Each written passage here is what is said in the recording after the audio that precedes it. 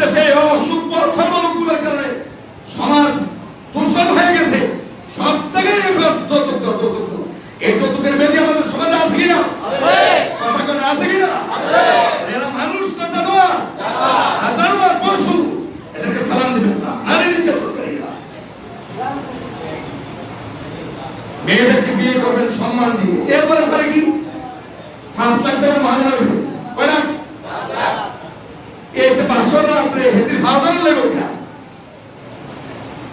আপনি জানো কবরমুনা আলান নিসা, আল্লাহ পাক বলতে সর্দারকে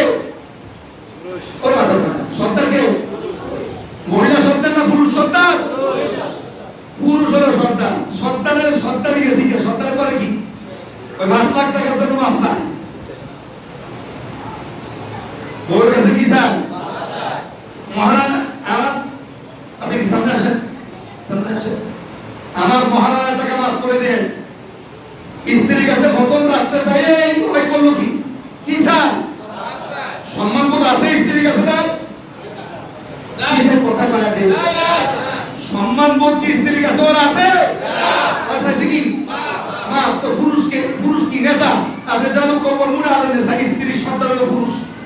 আর সর্দারে যাই করছে কি? কর্মীর কাছে মাফসা।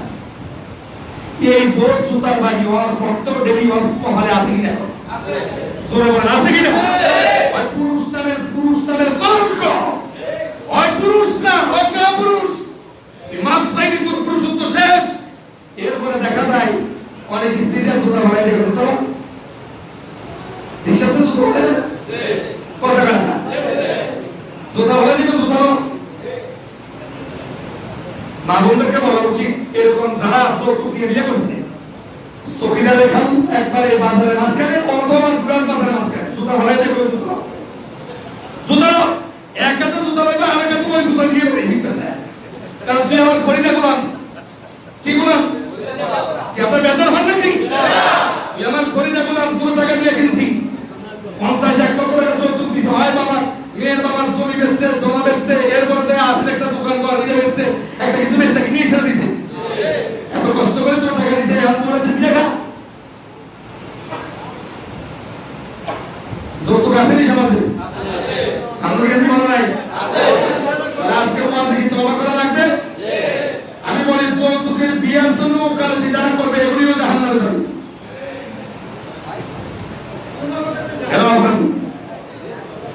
যৌতুকের বিয়ে ওকালতি যেতে গেলে হেতু দুই ভোটের ভাঙে, কে কত কোমরে ভাঙে। এই বিয়ের কাছে কেউ যাবেন না, খবরদার। যৌতুকের বিয়ের কাছে কেউ যাবেন না। আদম আলাইহিস সালাতু ওয়াস সালামকে বললো ই দাও, যৌতুক দাও নাকি মহারানা দাও? মহারানা দাও। কি মহারানা দাও? এরপর হয়েছে বিয়া। কি হয়েছে? বিয়া। এবার জান্নাতে থাকো। আল্লাহ কোরআনের ঢংটা কি দেখেন? ওয়াকুলনা ইয়া আদাম উসকুন আনতা ওয়া যাওজুকাল জান্নাহ। সুবহানাল্লাহ। তুমি আর তোমার স্ত্রী জান্নাতে থাকো।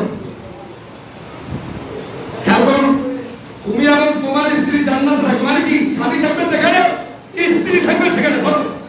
স্বামী স্ত্রী দুজন এক জায়গায় থাকবে, ফরজ। এটা কি? থাকার ক্ষেত্রে যায় এক জায়গায় থাকবে, স্বামী স্ত্রী বিচ্ছিন্ন থাকবে না, এক জায়গায় থাকবে।